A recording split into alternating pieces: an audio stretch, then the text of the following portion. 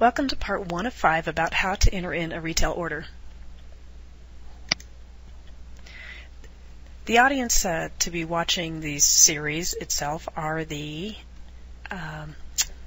main point of contact, who is learning everything about Account Scout, your bookkeeper, your advertising manager, ad reps, anyone who ever needs to enter or edit an order, and someone who's familiar with the results and workflows of how the production team works.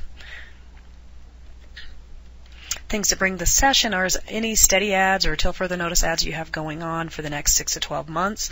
Likewise, any contracts that are going on for the next year after your go live date. Now, the session outline is part 1 is going to be screen layout. Part 2 is we're going to define all the little segments and panes and tabs on the retail screen. Part 3 are the retail order screen itself when you're entering in a new ad. It'll be a little faster. Part 4 is editing an existing ad and to make a change to it. And 5 are the popular reports that you'll come across and you want to know about with respect to the retail orders on the production use as well as data entry use.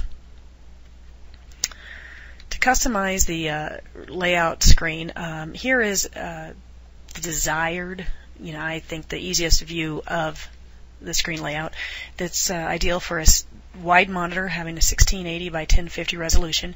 You'll see that this view allows a lot of information to be visible, and we will be discussing each of these panes in further detail later in the demonstration. So this particular screen, if you have a smaller monitor or you're running at a lower resolution, you can easily adjust this layout to accommodate that smaller screen simply by adjusting a few of the panes. So in this example, the scheduled runs was moved to a tab that was after the calendar view, as well as the summary. Traditionally, you'll see them across the bottom, right above your buttons, taking up, maybe a third of your screen. So instead, we moved them over. The summary can be always visible if we wanted to pop it down below as well. So on the next screen, next demo, we will just show how to reset the layout from what it comes out of the box and remind you how to unpin the ribbon bar and the side lists and see how flyouts and different things can be done to adjust for your view.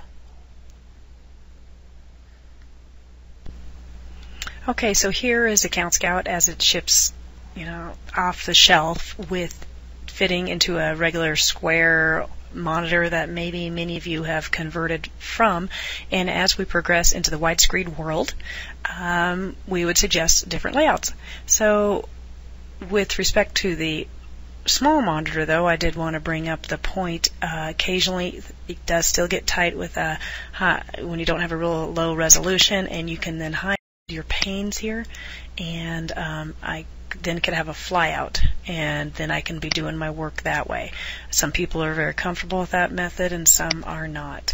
Likewise, if you need more space to do some pagination work, I can move my information over here, and I want to go into that middle monitor to record any of my documentation and notes I want for pagination. So if you get yourself in a pickle and you just have arranged this into some way you just can't stand it anymore, there's the reset button. This green circle looks like a refresh. When I click that, it's going to set me back to how it came off the box. What I'm going to show real quickly then is how to better utilize my screen for the wide monitor. And notice it does distort it here. Well, not really distorts it, but it doesn't make best use of my time. I'm going to go and touch my vertical marker, and I'm going to go a little bit to the left here so I can get more space. What I prefer myself is I like my publications to be vertically and adjacent to my calendar schedule. So I'm going to go to the left box here, and I picked up my publications tab. Now I'm going to pick up my features, the blue background, window pane, and I'm going to go underneath my publication. And let's see, that recognizes it. Yes, this way. See the lower grid of this Foursquare? It's like playing Foursquare. Hey, who knew you could get paid to do that? And then as I go below underneath my features, I'm going to go and put my discounts. If you do have pickup publications and you want those rates and pickup rates to be visible and more prominent so you remember to use them at the appropriate times, everything can just be stacked up here. Likewise, as we move over here, I'm going to pick up my pagination tab. Now, Over here with additional details and pagination, I'm calling those tabs. You can look at like a file tab is the terminology here. And I want it to go underneath, in the bottom of the grid, underneath my discounts. Okay, so it all depends on you, your rates, and how your card and how your sales strategies are. I'm going to go make my horizontal bar a little taller now.